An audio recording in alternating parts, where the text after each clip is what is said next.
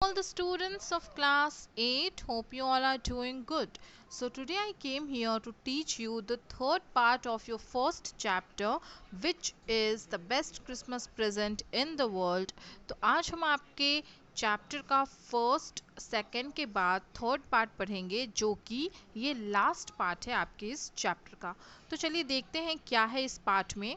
Start करते हैं। I folded the letter again and slipped it carefully back into the envelope। तो होता क्या है कि जैसा हमने फर्स्ट एंड सेकंड पार्ट में देखा था कि किस तरीके से पोएट को जो है एक बहुत ही सड़ी हुई सी एक टेबल मिलती है जिसमें कि बहुत सारे लेटर्स रखे हुए मिलते हैं। तो वो लेटर्स को जैसे ही वो देखते हैं, खोलते हैं, पढ़ते हैं, तो उसमें एक बहुत ही अच्छा लेटर होता है जो कि किसने लिखा था, जिम मैकपर्सन ने अपनी वाइफ कोनी मैकपर्सन के लिए लिखा था। और उस लेटर में वो अपने वॉर को डिस्क्राइब करते हैं कि जब वो वॉर पे गए थे क्रिसमस के टाइम में तो क्या होता है। तो वो बताते हैं नेक्स्ट कि जब उन्होंने वो सब कुछ पढ़ लिया था उसके बाद वो लेटर को फोल्ड करके उसको उसी एनवलप में वापस डाल देते हैं। वो पूरी रात जगे थे और उनको मॉर्निंग में उठा तो जब वो उठते हैं तो उनको पता होता है कि उनको क्या करना है। वो ब्राइटपोर्ट जाते हैं, कुछ ही दूरी पे था उनके घर से। वहाँ पे एक डॉग को लेकर के एक इंसान जो है कॉपर बीच पे वॉक कर रहा था। तो वो पूछते हैं हाउस नंबर 12 कहाँ पे है। तो जब वो हाउस नंबर 12 के पास जाते हैं तो वो देखते हैं वहाँ कुछ भी नहीं है, जला हुआ एक घर है जो कि बहुत ही विंडोज़ के साथ जो है बहुत ही जला हुआ बुरी हालत में है। I knocked at the house next door and asked if anyone knew the whereabout of a Mrs. Macpherson। तो वो वहाँ पे बताते हैं कि किस तरीके से जो है वो जाते हैं किसको ढूंढने के लिए, कोनी मैकपर्सन को ढूंढने के लिए, जो कि जिम मैकपर्सन की कौन है, वाइफ है।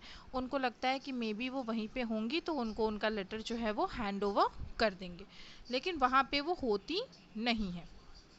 वहाँ से एक ओल्ड मैन निकल के आते हैं और वो बताते हैं कि मैं इनको बहुत अच्छे से जानता हूँ, बहुत ही अच्छी लेडी थी वो, थोड़ी सी मडल हेडेड थी, बट जो है वो धीरे धीरे जो है वो बहुत ही अ, समझदार और बहुत ही अच्छी वो थी। मडल हेडेड किसको कहते हैं, कंफ्यूज्ड आदमी, जो कि थोड़ा उसको क्या करना है क्या नहीं करना है उसमें वो थोड़ा सा कंफ्यूज्ड रहता है। तो वहाँ पे जो एक आदमी रहते हैं वो बताते हैं, एक वो बोलता है कि 101 years old she had been in the house when it caught fire।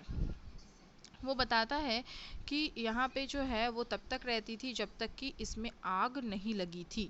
अब आग लगा जब तो किसी को पता नहीं चला, शायद ऐसा हो सकता है कि कैंडल्स की वजह से आग लगी हो, क्योंकि वो इलेक्ट्रिसिटी यूज़ नहीं करती थी, क्योंकि वो काफ़ी महंगी थी। जब तक कि फायरमैन आते तब तक जो है सब कुछ जल चुका था। और अभी जो है वो एक नर्सिंग होम में है। कौन बताता है, वो जो बूढ़े आदमी होते हैं वो बताते हैं कि बर्लिंगटन हाउस में जो है डॉर्चर रोड पे, वहाँ पे जो है जो कि शहर की दूसरी तरफ पड़ता है, वहाँ के नर्सिंग होम में है। तो फिर जो है वो वहाँ पे बर्लिंगटन हाउस नर्सिंग होम जाते हैं क्योंकि वो आसानी से उनको मिल जाता है, बहुत ही फेमस था। वहाँ पे जो है बहुत ही लाइट्स लगे हुए थे, सब कुछ, क्यों, क्योंकि क्रिसमस का टाइम था तो काफ़ी सजावट हो रखी थी।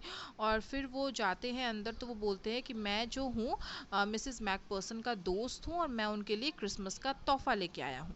तो वहाँ पे जो है डाइनिंग रूम था जहाँ पे जो है सब कुछ लोग बैठे थे, मतलब अच्छे अच्छे कपड़े पहन के गाना गा रहे थे, डांस कर रहे थे। और फिर जो है वहाँ पे लोग जो थे माइंस पाई खा रहे थे, यानी खाने वाली जो चीज़ होती है वो खा रहे थे। लोग इंजॉय कर रहे थे, क्रिसमस मना रहे थे। तो वो जो है कॉरिडोर की तरफ जाता है तो मिसेस मैकपर्सन जो थी वो किसी के साथ नहीं थी।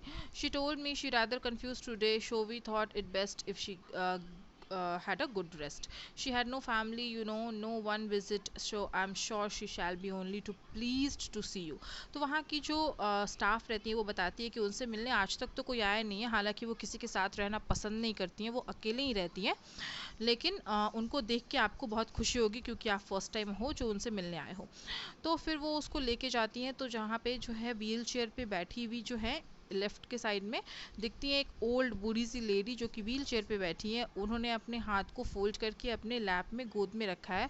बहुत ही सिल्वर से उनके हेयर है जिनको वो मेसी सा बन में जूड़े में जो है उन्होंने बना रखा है और वो गार्डन की तरफ देख रही हैं।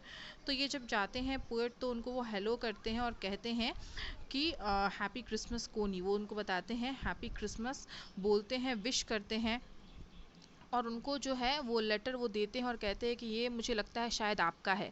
As I was speaking her eyes never left my face, I open the tin box and give it to her. उनके आंखों में वो अलग सी चमक थी जब वो उनको वो टीन के बक्से में से वो लेटर निकाल करके उनको देते हैं। तो वो बहुत ही अजीब सा एक ग्लो ऑफ हैप्पीनेस यानी कि खुशी की एक चमक अजीब सी उनके फेस पे रहती है जो कि बहुत ही अच्छी रहती है। और फिर वो एक्सप्लेन करते हैं कि कैसे उनको मिला। उनको ऐसा लगता है कि शायद वो सुन नहीं सकती हैं कुछ समय के लिए, तो चुप हो जाती हैं, वो कुछ भी नहीं कहती हैं और उस लेटर को जो है वो अपने फिंगर टिप से वो टच करती हैं। सडनली जो है वो मेरे हाथ को पकड़ती हैं और उनकी आंखें बिल्कुल आंसू से भर गई थी। You told me you would come home by Christmas dearest. उनको ऐसा लगता है कि उनके हस्बैंड जो है जिम मैकपर्सन वो हैं जो उनके पास आए हैं। वो कहती हैं कि तुमने तो मुझसे कहा था ना कि तुम क्रिसमस पे आओगे और तुम आ गए, ये तो मेरे लिए क्रिसमस का सबसे बेस्ट प्रेजेंट है। मेरे पास आओ जिम, मेरे पास बैठो। वो उसके बगल में बैठते हैं और वो उनके चीक पे किस करती हैं और वो लेटर उनको पढ़ करके जो है सुनाते हैं जो कि जिम उनके लिए लिख के गए थे। I wanted to hear your voice in my head, it always made me feel you were with me. वो कहती है कि मैं हमेशा तुम्हारे लेटर्स को पढ़ती रहती थी जिम में, हर दिन तुम्हारे लेटर्स को पढ़ती थी और मैं तुम्हारी आवाज़ सुनना चाहती थी, जो कि मुझे बहुत ही खुशी हुई कि तुम यहाँ हो और मैं बहुत ही खुश हूँ कि तुम जो है मेरे लिए दोबारा इसको पढ़ोगे। मैं चाहती हूँ कि तुम मेरे लिए इसको पढ़ो। Would you do it for me Jim dear, क्या तुम मेरे लिए इसको कहोगे, पढ़ोगे? I just want to hear your voice again, मैं फिर से तुम्हारी आवाज़ सुनना चाहती हूँ जिससे मैं बहुत प्यार करती हूँ। And the perhaps we will have some tea, फिर उसके बाद हम चाय पियेंगे। मैंने तुम्हारे लिए क्रिसमस केक भी बनाया है, मैजरी पैन भी बनाया है। तुम्हें तो पता है ना कि मैजरी पैन तुम्हें कितना पसंद है, इसलिए मैंने वो बना के रखा है। तो उनको जो है ऐसा फील होता है चूँकि वो उस एज में है, उन्होंने अपने हस्बैंड से वो मिली नहीं थी, वो इस सदमे में थी, ऊपर से जो है उनके घर में आग लग गई थी। तो वो उनको ऐसा फील होता है कि वो लेटर लेके उनके हस्बैंड आए हैं और वो उनके हस्बैंड ही हैं। तो ये स्टोरी उनको क्यों नाम रखा गया the best Christmas present gift, क्योंकि क्रिसमस के दिन ही जो है उनके हस्बैंड ने कहा था कि वो आएंगे और उनको वो तो नहीं आए लेकिन उनका लेटर जो है उनके पास पहुंच गया, तो जो कि उनके लिए क्रिसमस का बेस्ट गिफ्ट था। यही था इस चैप्टर, माइकल मॉर्फोर्ग्यू ने लिखा है और ये चैप्टर 3 पार्ट्स में डिवाइडेड है। ईच पार्ट्स का आपको वीडियो डाल दिया गया है। तीनों पार्ट्स से रिलेटेड किसी भी तरीके की कोई भी क्वेरीज है, then you can ask me in the comment box. Till then, stay safe, stay home. Thank you.